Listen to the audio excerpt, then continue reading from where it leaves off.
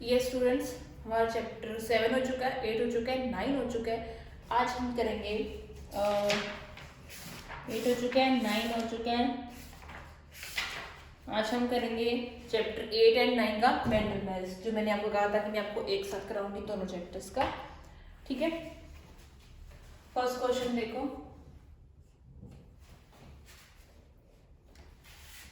4:x double ratio 3:x, sorry 6। ठीक है, तो फाइंड करना है x की वैल्यू। ये प्रपोर्शन में है, इसका मतलब ये है, तो 4/x इज इक्वल्स टू 3/6। ठीक है, क्या करेंगे, क्रॉस मल्टीप्लाई कर देते हैं। 4 × 6 इज इक्वल्स टू 3 × x। अब 3 को क्या करो, इक्वल के लेफ्ट साइड में लेके आएंगे।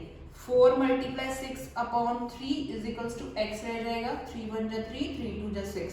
तो x की वैल्यू 4 × 2 = 8। तो जो 8 ऑप्शन है उस पे आप टिक कर देना, विच इज थर्ड ऑप्शन।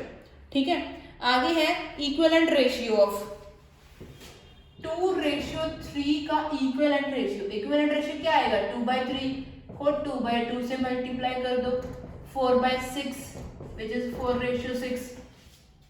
एक ऑप्शन पे क्लिक कर देना, टिक कर देना, सॉरी। विच इज ग्रेटर, 2:3 और 4:7। 2 थर्ड सम जो है ये सेकंड था, 3 या फिर 4:7, दोनों में से ग्रेटर कौन सा है। तो क्या करो, फ्रैक्शन में लगा के उसका क्रॉस मल्टीप्लाई कर दो। ठीक है, 7 × 2 = 14, 3 × 4 = 12, विच इज ग्रेटर 14 ना। तो ग्रेटर कौन सा आ जाएगा, 14, 2:3। आगे है क्वेश्चन नंबर 4। क्वेश्चन नंबर 4 में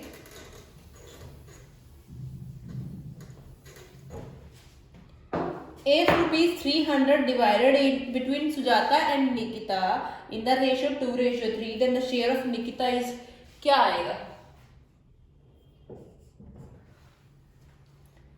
तो लेट करना पड़ेगा। सुजाता का शेयर 2:3 है ना, 2x, और निकिता का 3x। कितने रुपीज है टोटल, 300।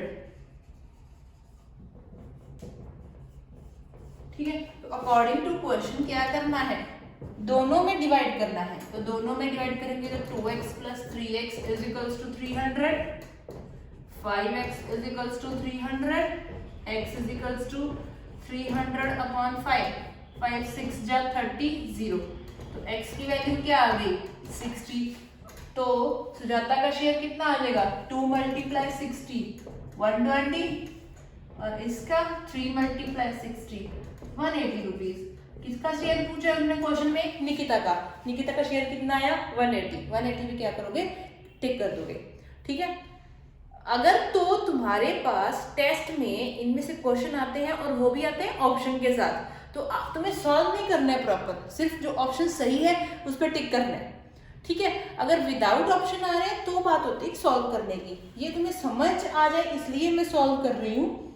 आगे जो क्वेश्चन नंबर 5 और 6 है वो कटे हैं, वो उस एक्सरसाइज से है जो हमने नहीं करवाई। 7 देखो,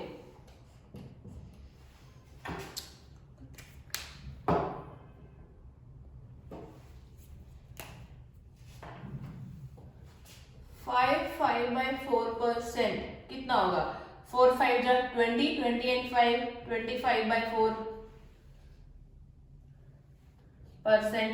अगर मैं परसेंट हटाऊंगी तो 100 कहाँ आएगा, डिवाइड में आएगा। 25 × 1 = 25, 4 = 1/4, 4 = 16। तो जो 1/16 होगा उस पे आप टिक कर दोगे, विच इज सेकेंड ऑप्शन। उसके बाद 8th क्वेश्चन है, x% of 25, x% of 25 is equals to दिया हुआ 8। x की वैल्यू निकालनी है, x/100 × 25 इज इक्वल्स टू 8। यही मैं कट कर दूंगी, 25 × 1 = 25, 4 = 4 नीचे आ गया तो x is equals to 8 multiply 4 हो गया क्योंकि 4 डिवाइड में है, तो x की वैल्यू क्या आ गई 32% आ गया। यहाँ ओनली 32% नहीं लिखा हुआ ऑप्शन में, तो ओनली 32 लिखा हुआ है। आगे जो 9 क्वेश्चन है, what percent of 2/7 is 1/35। Same 8 की तरह है, x% of 2/7 is equals to 1/35, उसको सॉल्व करोगे। आगे 10th क्वेश्चन है, a number increased by, solve करके इसको मैथमेटिक्स जो होता है वो फेयर पे करने की जरूरत नहीं है, ठीक है, वो उसको फेयर पे नहीं करना है, उसको अपनी प्रैक्टिस में रखना है ताकि इनमें से कोई सम आता है तो आपको पता हो कैसे करना है, क्या आंसर आएगा उसका। 10th क्वेश्चन जो है, a number increased bye 15% gives 69। कोई भी एक नंबर है x, अगर उसमें इंक्रीज कर दें 15% ऑफ x तो आंसर आता है 69, ठीक है। तो x plus 15/100x is equals to 69 में एलसीएम लूंगी, नीचे आएगा 100, ये आएगा 100x plus 15x is equals to 69, ये आ गया 115x, 100 में 69 के उस तरफ लेके, ठीक है। x is equals to 69 multiply 100 upon 150। अब इन दोनों को कट करेंगे 5 से, 5 पे ये गया 20, 5 2 जा 10, 23 के टेबल में 69 3 पे आता है, 3 इंटू 20 60, तो वो नंबर क्या हो गया 60, जो 60 होगा उस पर टिक कर देना। जो 11th क्वेश्चन है वो डिग्री मतलब यहाँ माइनस कर देना, यहाँ माइनस का साइन लगा देना, माइनस के साथ सॉल्व करना, सॉल्व हो जाएगा। 12th क्वेश्चन है, a man buys an article for ₹200 and sells it for 250। CP आ गया 200, एसपी आ गया 250, तो क्या हुआ, उसको गेन हुआ क्योंकि सस्ते में खरीदा ज्यादा में बेचा, गेन हो गया 50 रुपीज का। और गेन परसेंट का फॉर्मूला क्या है, गेन अपॉन सीपी मल्टीप्लाई 100, वहां से आप गेन परसेंट की वैल्यू निकाल सकते हो। 13th क्वेश्चन है इसका, a man sells an article for ₹180 and loses ₹20।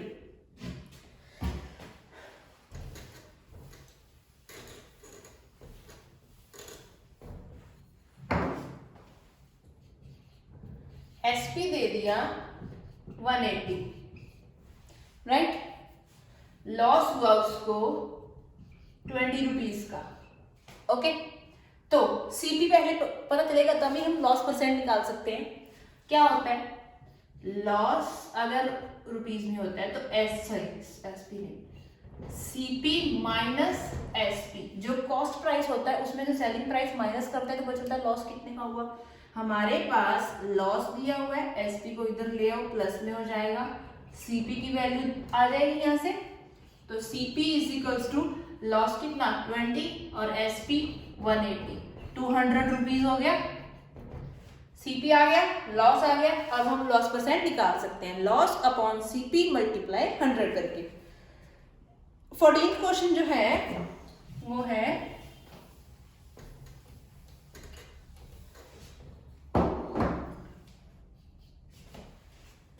at simple interest a sum becomes 8/5 of itself।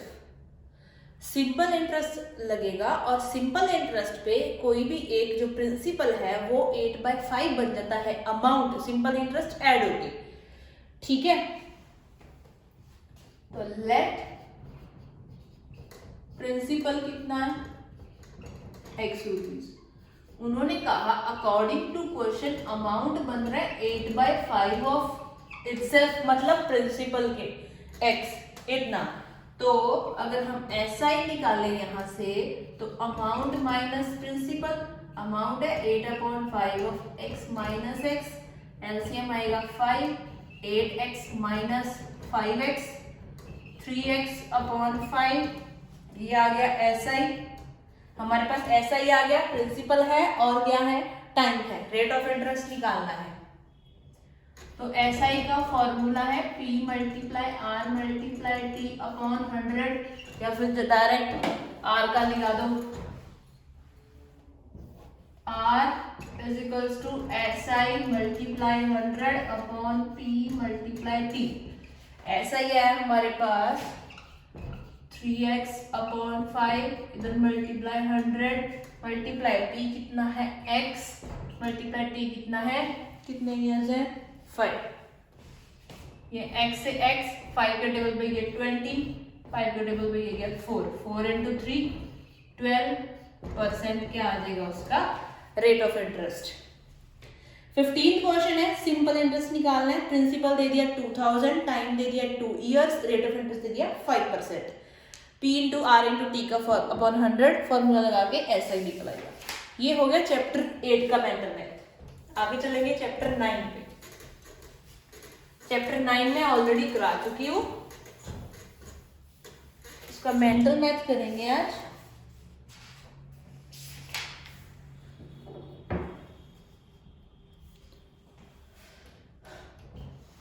Chapter 9 में 24/36 is